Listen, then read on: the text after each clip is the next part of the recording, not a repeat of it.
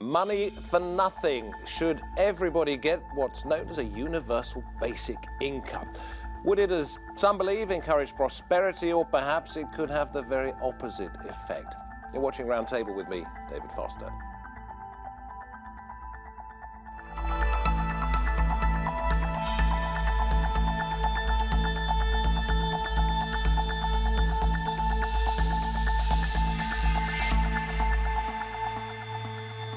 We are talking about the idea that a regular sum of money, not particularly large, but with no strings attached, would get people into the workforce, allow them time perhaps to build up a small business. Universal basic income's being tried out in some countries. Is it going to work?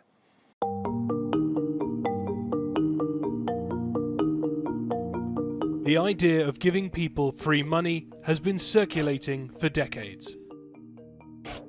A universal basic income is something several countries are now testing, a benefit of sorts with no strings attached. Can it lift people out of poverty, or will it harm our economies? It's been proposed by thinkers across the political spectrum, from the multimillionaire futurist Elon Musk to the free market thinker Milton Friedman and the civil rights activist Martin Luther King. It seems to me that the civil rights movement must now begin to organize for the guaranteed annual income. It aims to support citizens with a safety net. A basic income can allow people to become more creative and even start new businesses. There are hopes it could boost economies.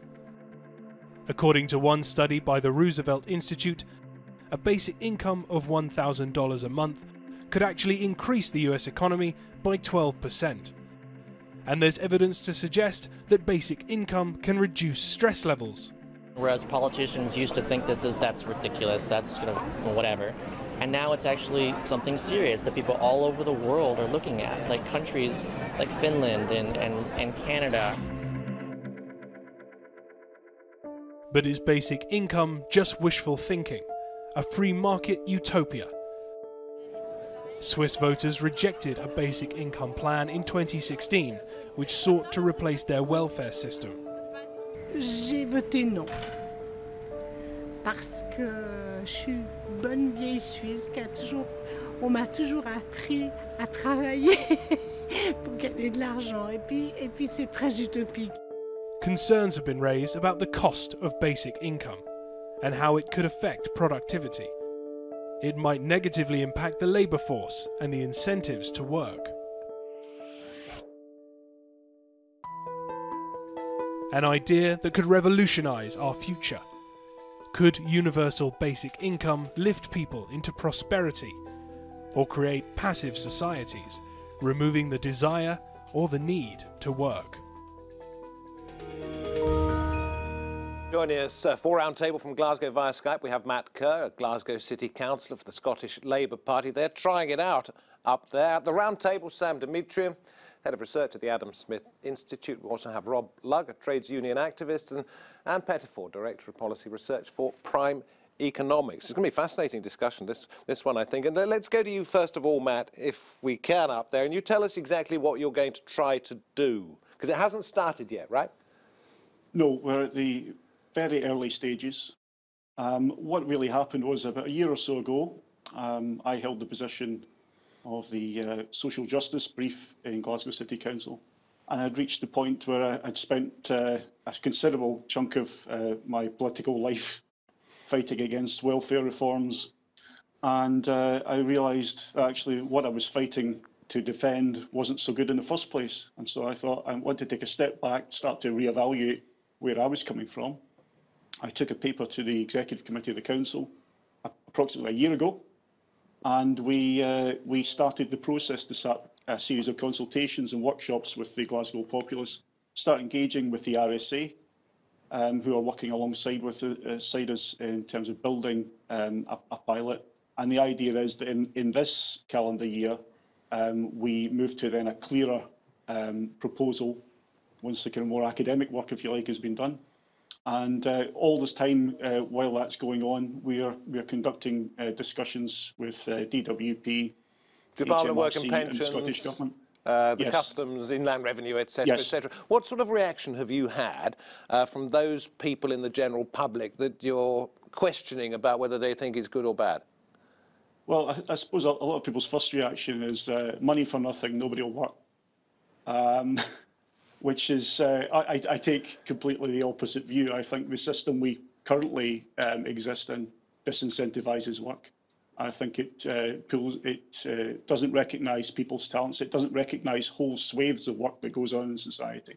And I think once you open up a discussion with folk, support comes forward. And actually, our workshops and consultations throughout the city have been very, very positive indeed. Okay. I think once you have those discussions with people, they take on board the ideas and they're very interested. Well, I hope you're going to stay in touch with us and let us now know how it's going. Back to you in just a moment, but let's bring it to the two people to my immediate left and right.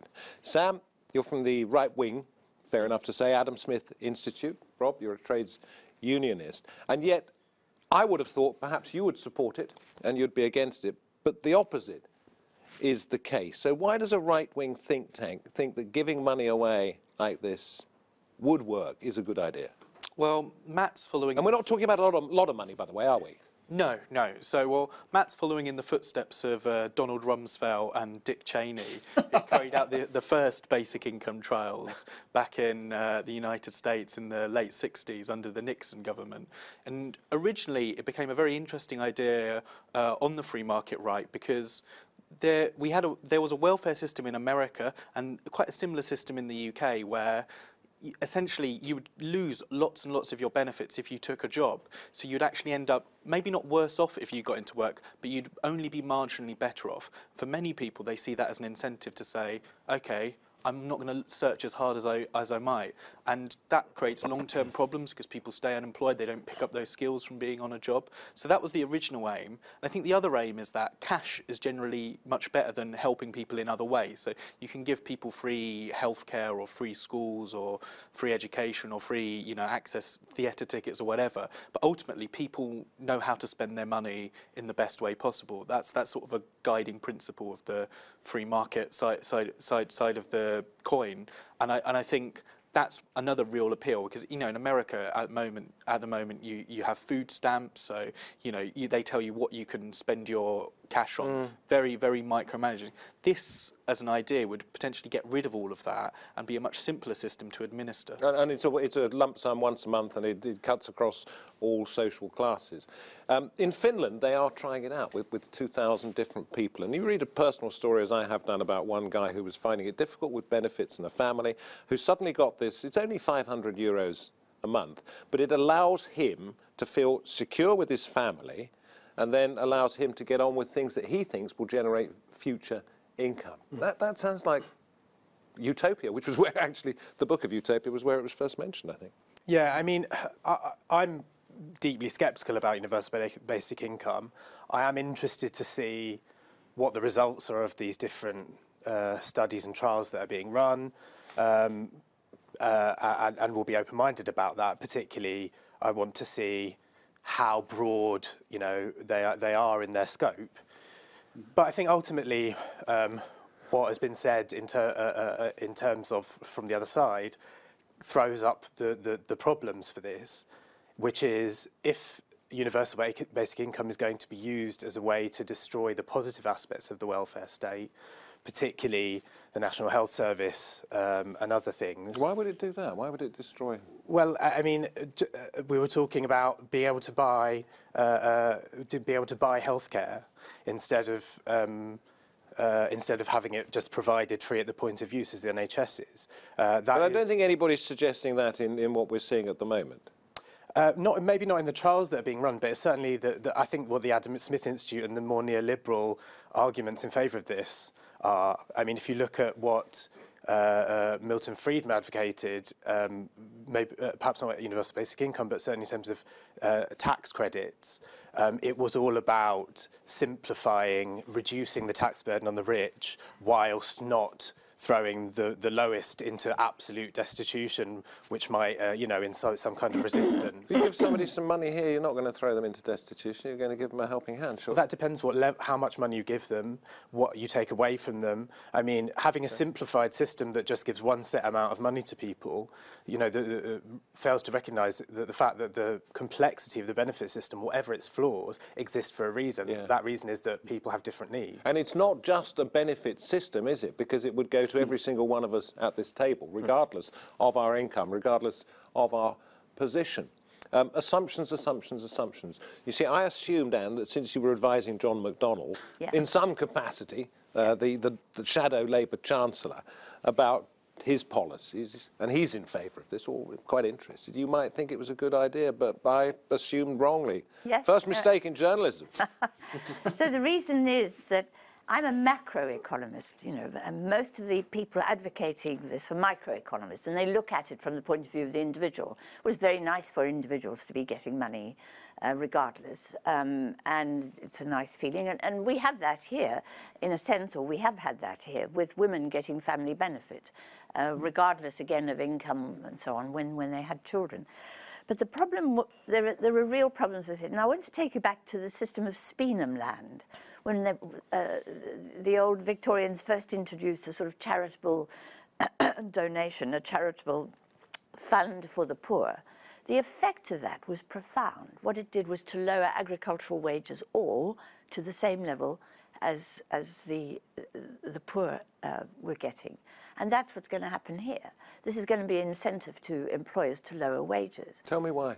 Well, because if you can survive on 500 euros a month, then, well, I'll offer you a job on 500 euros a month. You know? But then you've got a job plus the 500 euros. Well, the point is this, that I'm saying from a macro perspective, when you take you take millions of people into account and millions of jobs, the effect is will be to lower wages.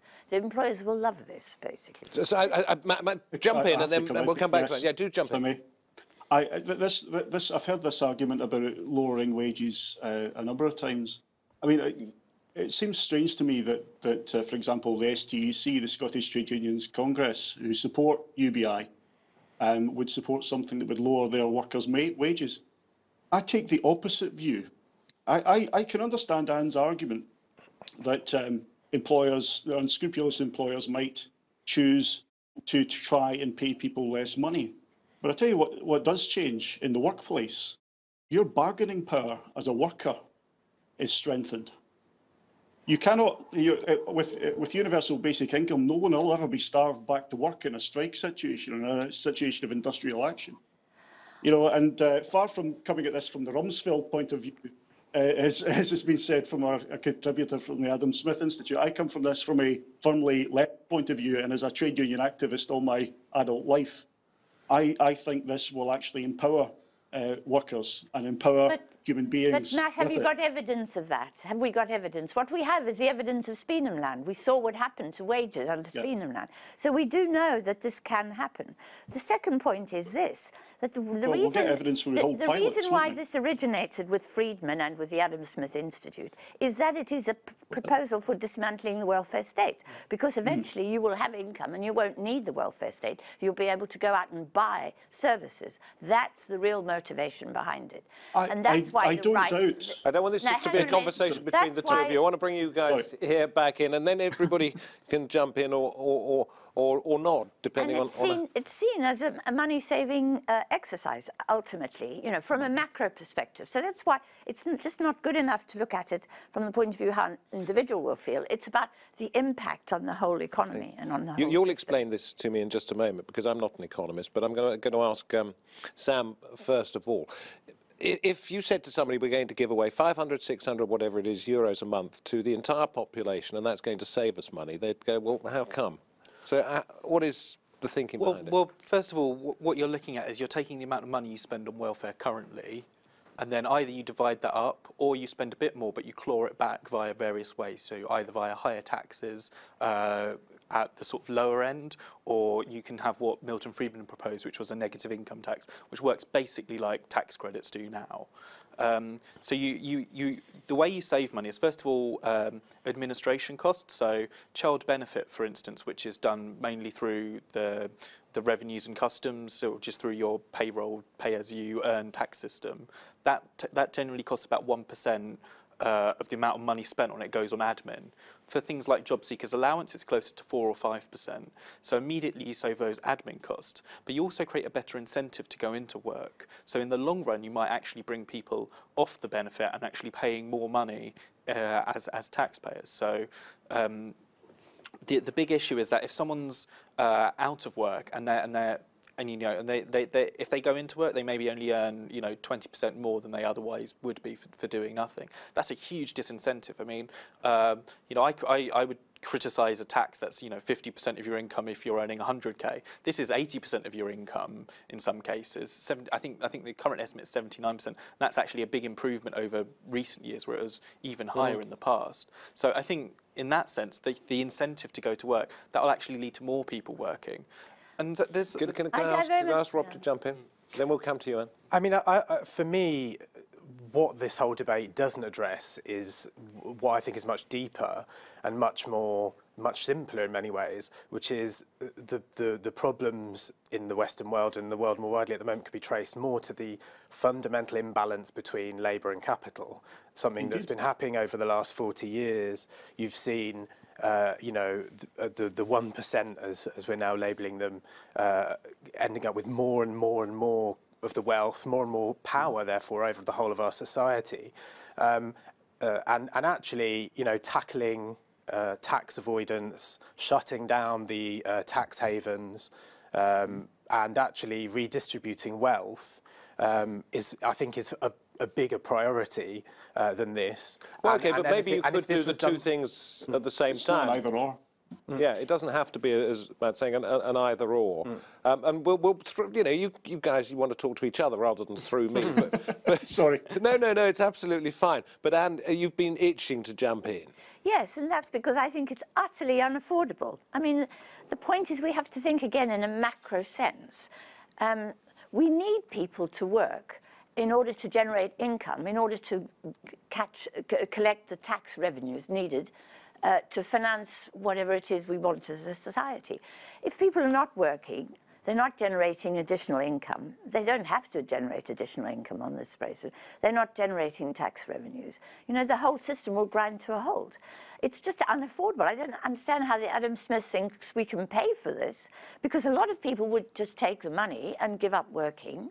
But what you would lose... But you'd be existing on, let's say it's 500 a month. It's 6,000 a year. That's not necessarily that realistic. No, but the point is that this is going to be very, very expensive, and which is why I don't understand how the Adam Smith can talk about this, because you're going to have to raise taxes to finance it. Well, because first of all, we have a demographic imbalance. We have lots of people who are retired and who will get this, but who won't be generating income and tax revenues. So the economy needs us all to be working, basically. It needs us to be in full employment. It doesn't need us to be getting free money, because really most people want to work. People, in fact, socially, we absolutely desperately need to work. We need but to as be Matt says, it's not either or. Matt? I believe utterly in full employment. I mean, the idea that this is a substitute for the goal of full employment in terms of those of us who are approaching this, it's not that it's an idea. It's undermining it's not the idea. It's the consequence of it. Yes, we all can say it'd be very nice to have, but the consequence of this very nice world where everybody gets a basic income is that it's going to be very, very expensive. And you'll have to raise taxes to pay for it. I accept that it would cost money, but what I don't accept is that as our economies are evolving and industries grow and emerge and fall at ever more quicker cycles, I don't accept the present system we have, where we wait for people to fall over before we prop them up, is actually going to work.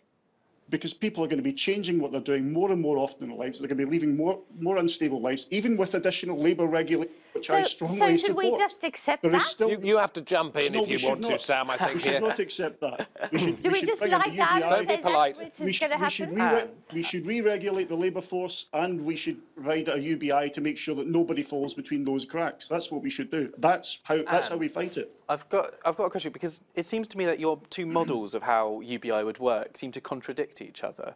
So on one hand, you have no one will actually be bothered to go to work, so all of a sudden you would have loads of people not actually going out and earning an income. But at the same time, employers will somehow have more power to lower wages as a result of that. But you'd think if there was a scarcity of labour as a result, you'd expect that the actual price of labour, the wage, would increase. And I don't think it's actually true that basic income would lower wages. Now, I doubt you'd have made this argument when George Osborne cut tax credits, for instance. That, George Osborne cutting tax credits, that's going to lead to a rising wage. I don't think most of us believe that. Now, there is some evidence that tax credits lower wages slightly, but the reason they lower wages is that it leads to more people actually coming into the labour force in the first place. More people say, OK, it's more worth it to go into work. And the argument about tax credits... Yeah, that lowers wages slightly, but ultimately, your net wage, but it doesn't make actually that big a difference. Actually, that isn't working at the moment. We have high levels of employment and still low wages, still falling wages. You're being so polite. Your turn.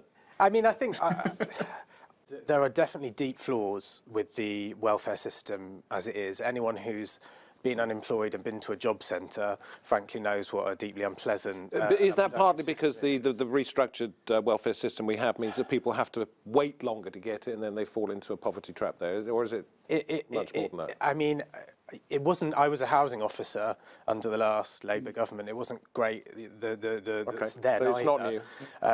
And I think that these deep problems need fixing. And a key part of this, I certainly think, is having a non-punitive and much more supportive system.